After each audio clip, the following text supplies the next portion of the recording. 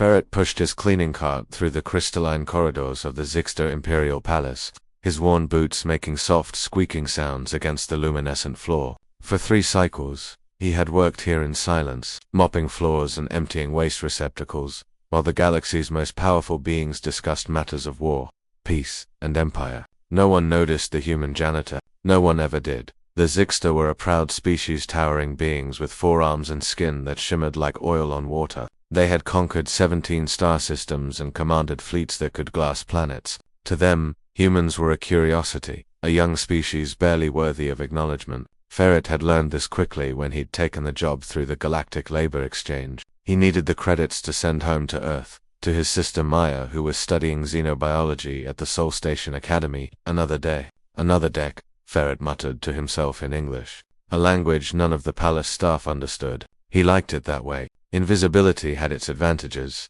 He was scrubbing a particularly stubborn stain, some sort of bioluminescent residue from the Andorian ambassador's visit, when he heard the heavy footsteps approaching. Ferret didn't look up. Royal guards passed through these halls constantly, and acknowledging them only invited trouble. Human. The voice was deep, resonant, and unmistakably belonged to someone accustomed to absolute obedience. Ferret's hands paused on the mop handle. Slowly, he turned. King Velmora stood before him, alone and unguarded, a breach of protocol so severe that Ferret's mind raced with possibilities. The monarch's forearms were crossed in what Ferret had learned was a gesture of deep contemplation among the Zik. His obsidian eyes fixed on the janitor with an intensity that made Ferret's pulse quicken.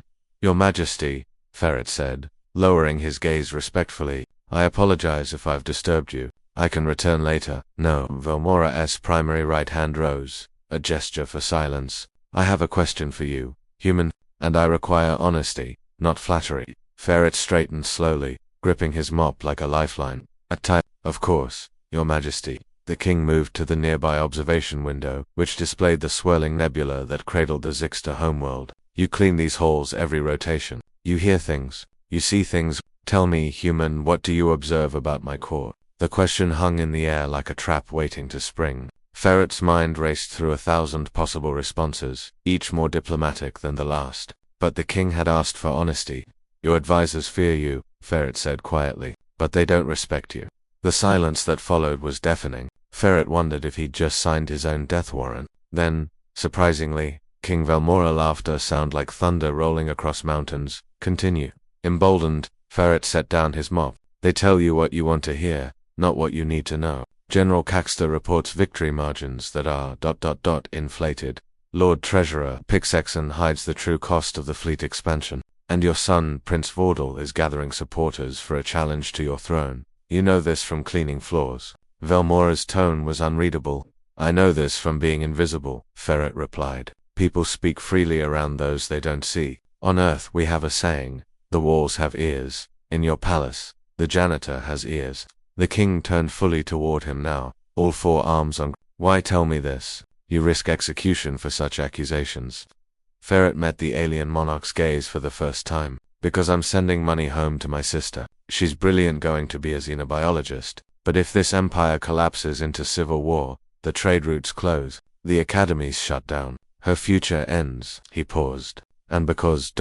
honestly, you're the only one in this palace who's ever spoken to me like I'm a person." Something shifted in Velmora's expression, softening around the eyes. "Perhaps, your sister, tell me about her." Maya. Despite himself, Ferret smiled. "She's everything I'm not. Smart, ambitious, sees possibilities where others see problems. When the Zixter first made contact with Earth, everyone panicked. Maya wrote a thesis on how our species could learn from each other. She believes in bridges, not walls." "Wise for one so young," Velmora observed. "And you, Ferret of Earth, what do you believe in?" "Work, family, the idea that maybe intelligence isn't about how many star systems you conquer, but whether you're smart enough to know when you need help." The king was quiet for a long moment, his bioluminescent markings pulsing with thought. Finally, he spoke. "For 2 centuries, I have ruled through strength, through fear, through the certainty that the Zixter are superior to all other species. Yet our empire fractures from within, and I am surrounded by advisors who tell me only what I wish to hear." He gestured to Ferret with his secondary left hand. "You are the first in decades to speak truth to me. With respect, Your Majesty, I'm just a janitor." "Precisely." Velmora's eyes gleamed. You have no agenda, no throne to covet, no political alliance to maintain. You simply observe and speak plainly.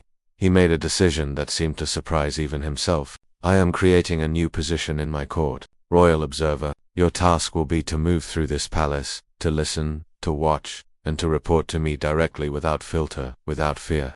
Ferret's jaw dropped. Your Majesty, I'm not qualified. I have no training, and you have exactly the training required. The ability to see what others miss, and the courage to speak uncomfortable truths. Velmora placed a hand on Ferret's shoulder, a gesture of equality that would have shocked the entire court. Your sister believes in bridges. Help me build one between a king and his truth.